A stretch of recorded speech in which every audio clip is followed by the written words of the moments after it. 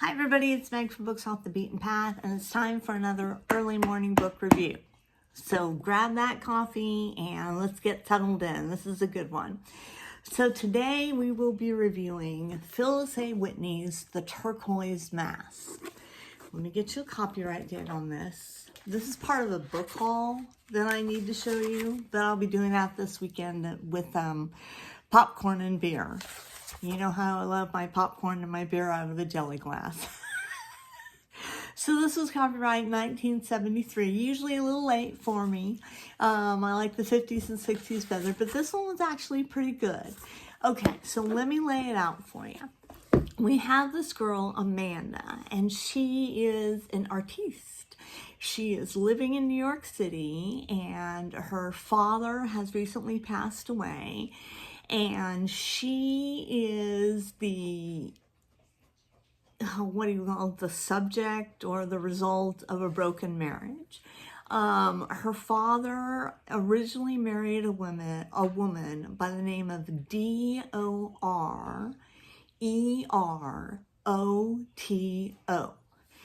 which I think is pronounced Dorito.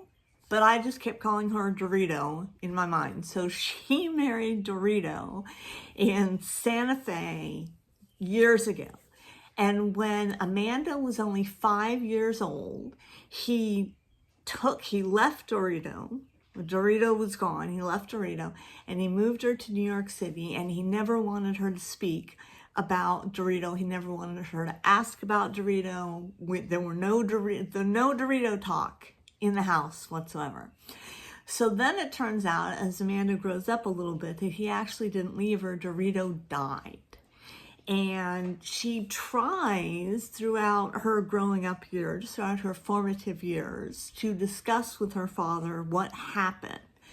And he was like, she was a wicked person. She was a horrible person. I don't want you to be like her. You're never going to, talk to that side of the family. It's just, you're not going to see him. So dad dies, and she gets a letter from Juan Cordova. Juan Cordova is the father of Dorito. So that's her grandfather. And Juan Cordova says, look, I'm dying and I want to see my granddaughter again. So please come out to Santa Fe and stay with us. So she goes out to Santa Fe, and the family is just messed up. I mean, you talk about dysfunctional. They are dysfunctional. They put the fun in it, the fun and dysfunctional. So over the course of the book, she falls in love with the married man, but it turns out to be okay because the wife comes to her and says, well, that's fine. I was going to divorce him anyway. So that clears that right up. There's a store. They own a store called Cordova's. And there's a lot of saying Cordova throughout the book. You are not a Cordova. Yes, I am a Cordova. You will never be a Cordova. Oh, you have the strength of a Cordova. And so they love to say the name. They love to say their family name, which is a big deal. So what is the turquoise mask? Well, the turquoise mask is a mask that covers the whole face, and it has a round little mouth, and it's really kind of scary looking, and it's painted in turquoise paint.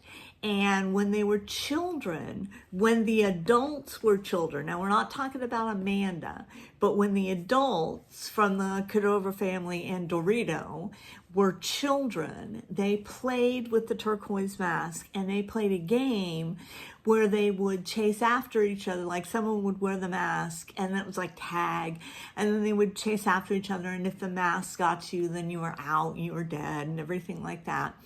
But for some reason, whenever Amanda sees the mask, she just totally freaks out, and she doesn't understand why. So then we find out that Dorito fell off of a cliff. There was a guy named Kirk who was shot the same day that Dorito fell off the cliff. And the consensus has been that Dorito shot Kirk, and Amanda, I forgot her name for a second, senior moment, Amanda was there with them during the confrontation. And then there's this guy, and he's writing a book, and he wants to write a book about the whole murder and the whole family situation, everything like that. So he's over here causing trouble, trying to get her to remember things and everything like that. They find the mask and they keep putting it on, and she starts screaming every time they find the mask, every time they put the mask on, everything like that. And they're doing it deliberately to find out how much she remembers. Up there goes Twitch, so hopefully the camera will be stationary for this. But anyway, it was a good read. It really was a good read. I kept the pages turning. I loved the Santa Fe atmosphere. The Cordovas were just weird enough to where you really wanted to find out why they were so weird. There was a dwarf, a portrait of a dwarf and a dog, which was kind of a subplot that I didn't really think the book, there she is again, I didn't really think the book needed, but they were always blaming this dwarf ancestor, which was so, I don't know, I mean, it was so anti-politically correct for these days, but they were like, because she was a dwarf ancestor of ours, the women are wicked. We have wicked women because we had a dwarf in the family. What? Whatever. But it was a fun read. It was a good read. I gave it a 4 out of 5 stars. It wasn't that long. Like I said, I love the Santa Fe descriptions. I like the character of Amanda. I thought she was good to hang in there because they kept trying to, they would buy her plane tickets, you know, and say, oh, we got your plane ticket for this morning and everything like that. She's like, not getting on the plane, not doing it, not leaving until I figure this out and everything. So I thought she was really good. It was a good read. Yep, 4 out of 5 stars.